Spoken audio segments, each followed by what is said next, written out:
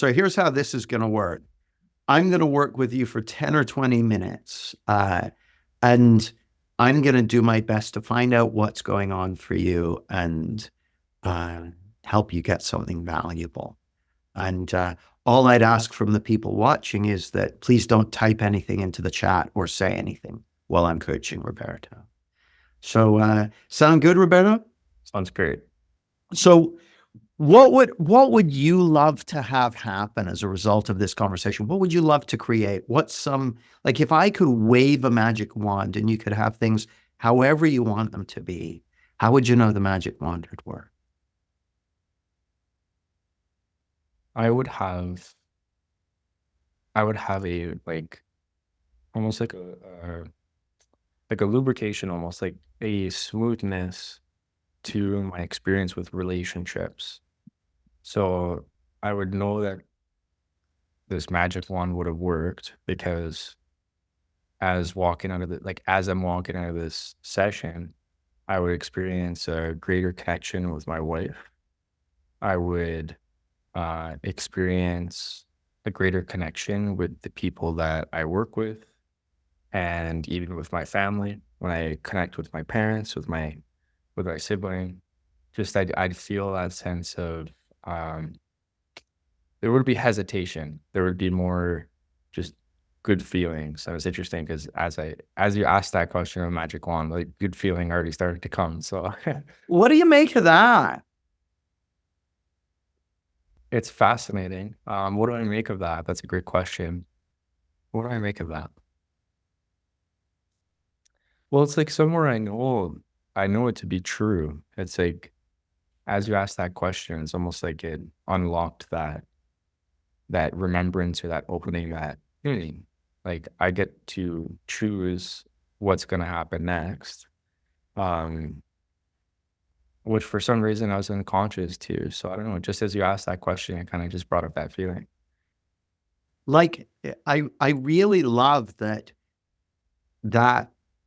feeling is so present and available within you that it comes bubbling up to the surface uh, at the slightest provocation. And it raises an interesting question, Roberto, which is, and this is you could say a rhetorical question, which is, if that, see, can I share a distinction with you? Yes. Yeah. So it seems to me that there's the experience of connection, which you've just, gone from having, like if we were doing it on a scale of 1 to 10, when it came bubbling up, where would it be on a scale of 1 to 10 once it had bubbled up for you? I'm using the words bubbled up, but however you describe that on a scale of 1 to 10. Like 1 to 10 of intensity or however you get to decide. You tell me. I'd say it was like practically a 10. Okay. And where was it just before it came bubbling up? On a scale of 1 to 10. Like maybe a 2, like a 1. Okay. Right. Now, so this is really interesting. So I would give that as an example of the experience of connection. So your experience of the feeling of connection went from a 2 to a 10 in a very short period of time. And my experience of the feeling of connection is, it's very much like that. It's like a sine wave, right? Like sometimes it's really like,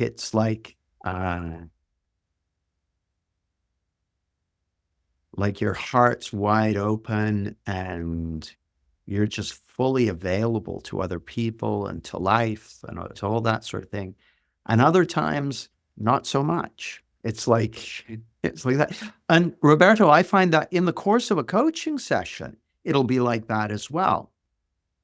Okay, like it'll be in and out and in and out. It's not a problem.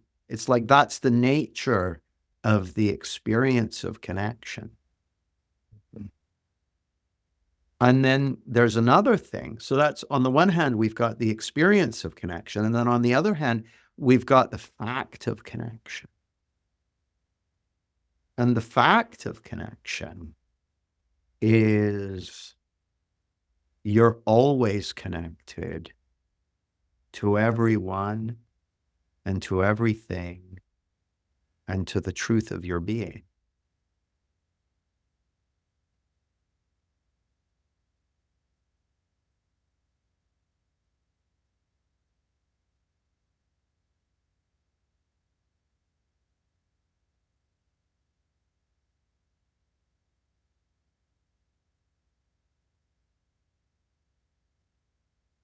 You're always connected because even the word connection is kind of it's not the ideal word. Like if you think about it, like I've got a mouse on my computer here, right? And you can see that it's connected to the computer with this wire, right? And so we've got the mouse and we've got the computer and we've got a wire that connects them. And so the word connection gives this idea of like two things that are joined by something. Whereas actually, when I talk about the fact of connection is that you're not separate. You're not separate. And you never have been separate, and you never will be separate, because there's only one thing going on.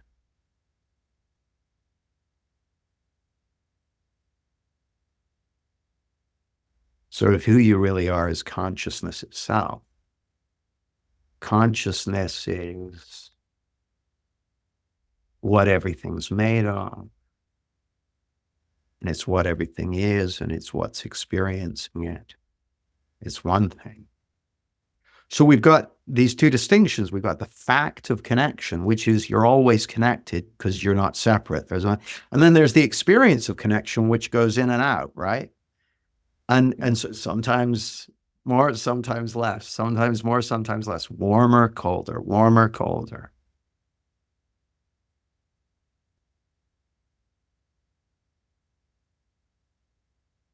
But what I've noticed is that if you know about the fact of connection, the experience of connection seems to be more available, because the question becomes, and this is the rhetorical question I mentioned earlier, the question doesn't become, how can I have more connection? Because if you're always connected and never separate, then that's already a 10. The question is, what's been getting in the way? And my experience is, like, if you were to guess, Roberto, at what had you go from a 2 to a 10, in fact, I'll guess, and then you can tell me how good my guess is. My guess is that when you were at a 2, you had a bunch of stuff on your mind along the lines of, oh, what if no one else puts their hand up for coaching? Is it okay for me to go first? Or I wanted various amount of stuff. And then when we started, all that stuff fell away, and all of a sudden you're a 10. Does that ring true? Yeah, and it's ebb and flow, because like I love that analogy that you said, because it was like 2 and 10. I'm like thinking about that, and also like just like you said, the supposed to, we were kind of talking about at the beginning of the workshop, and then it went to instant connection, and then after the instant connection, it went back in my head, and then I was experiencing it too again, and then it went back like into connection, maybe not as intense as the first time, but still. But now as I'm talking again and connecting, I think when the space is open for me to express, or for me to, it's funny, because I think it's like that, always connected, but seeing it, like seeing it in action, seeing it happen. Like as it's happening right now, it's like the more that I'm in this specific spot right now in this moment, it's like I could literally feel the up trajectory happening. So Yeah. That's really interesting. Isn't that cool? Yeah.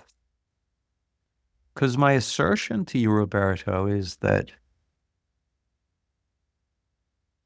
that's what's always going on, but only 100% of the time.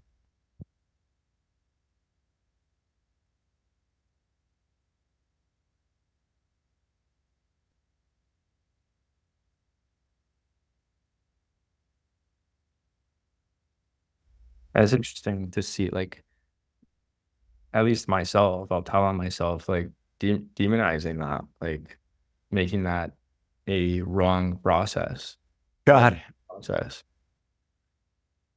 Yeah, I think it's the most natural thing in the world to, you know, sometimes you see it, sometimes you don't. To like, in a way, it's an essential part of the human experience to kind of over-identify with ourselves, to forget who we are, and then to remember, and then not remember, and then remember, and then like that's and I mean, we can beat ourselves up for not remembering, but like it's, to me, it's as natural as, like, at night you fall asleep and then you wake up in the morning, and you fall asleep and you wake up, you breathe in, you breathe out. It's both are good. Both are good. Like falling asleep is good, waking up is good, breathing out is good, breathing in is good. They're both are good. What if it, like, to me, Roberta,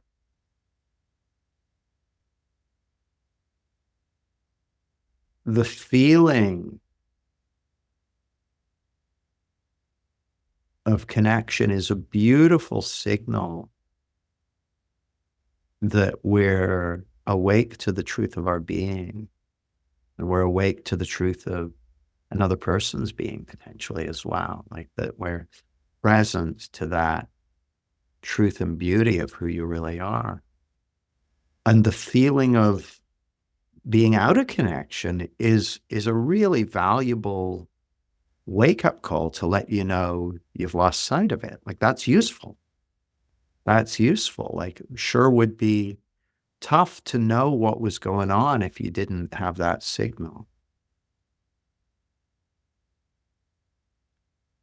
Yeah, I love what you said about the yes, or like the breathing in and breathing out, for example, because it's like the analogy that popped in my head. It's comical to me. Is like I only want to breathe in.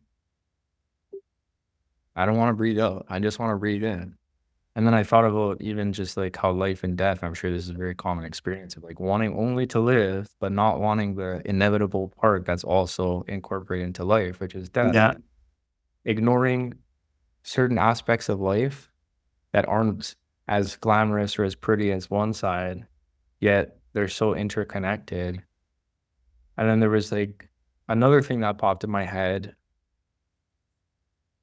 So it was like breathing in, breathing out, life and death. But there was one other thing that popped in my head. Oh yeah, just like it's almost like having judgment of the fact that sometimes being out of connection happens. And it's like I should only be in connection. Yeah. Being out of connection is wrong and bad. And so I ignore that when you're saying that's the signal to open myself up to the fact that, oh, maybe I'm, it's like an indicator almost, as you were saying. It's like, how can I Yeah. wait to the indicator if I'm judging it and making it wrong and shunning it and pushing it away?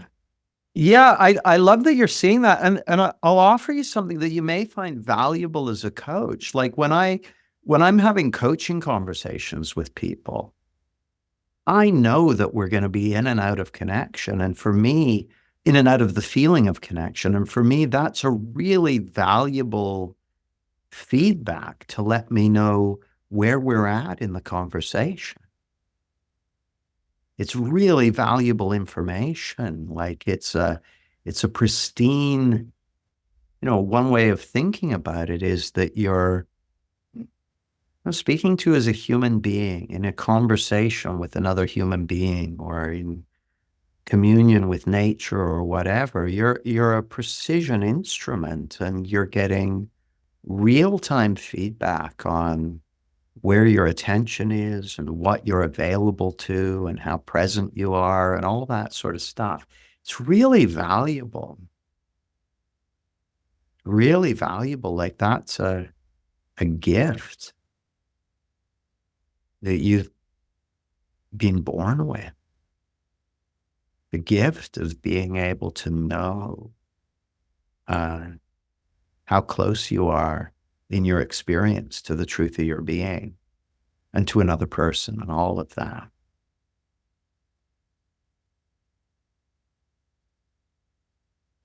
What are you noticing as you sit here right now, Roberto? I'm noticing both happening simultaneously, and I'm sensing how much resistance I actually have to the to the, I guess, the out of connection part. But it's also, it almost feels like it almost feels like a not a wall, like a blockage, but it's like I almost feel like it's there for a reason, for some reason now, which is not how I was looking at it before. What happens when you just allow, like when you welcome it in that respect?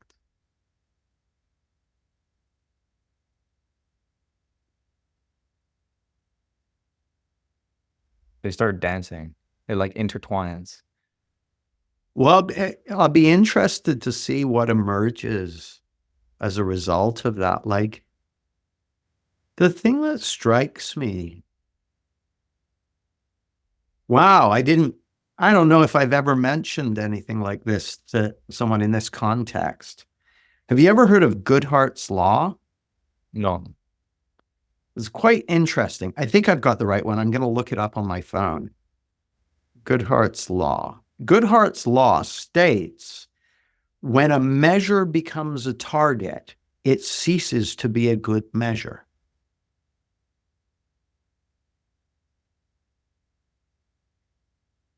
Okay.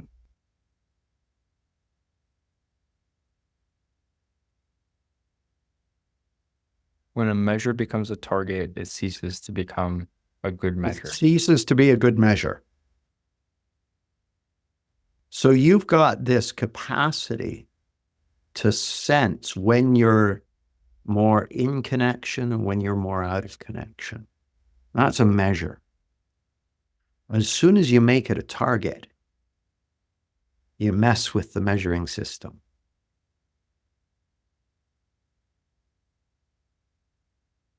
It resembles to me, as you say that, it resembles looking at the stock market or having looking at the like cryptocurrency charts, and when it goes up, happiness is there. When it goes down, depression is there. Wow.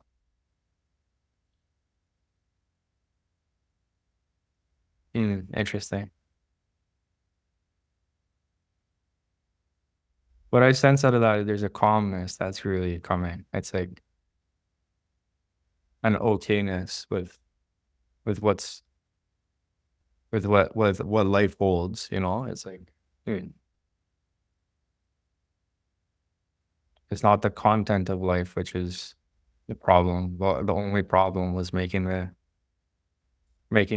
measure the target, as you were saying, which maybe could not be it's maybe not a problem. Maybe the word problem isn't even fitting for that. Maybe it's just a misunderstanding, like you said. Well, who knows? What I know is that you have this ability that we call a feeling that lets you know what direction you're looking in, whether you're looking in the direction of who you truly are or whether you're looking in the direction of who you truly aren't. And when you're looking in the direction of who you truly are, which is another way of saying when you're oriented to alignment with the wholeness of life, then it comes with a feeling. And when you're looking towards separation, that comes with a feeling. And they're both useful. They're both useful. Like, I'm really enjoying this conversation, right? And there's a feeling of connection and closeness. And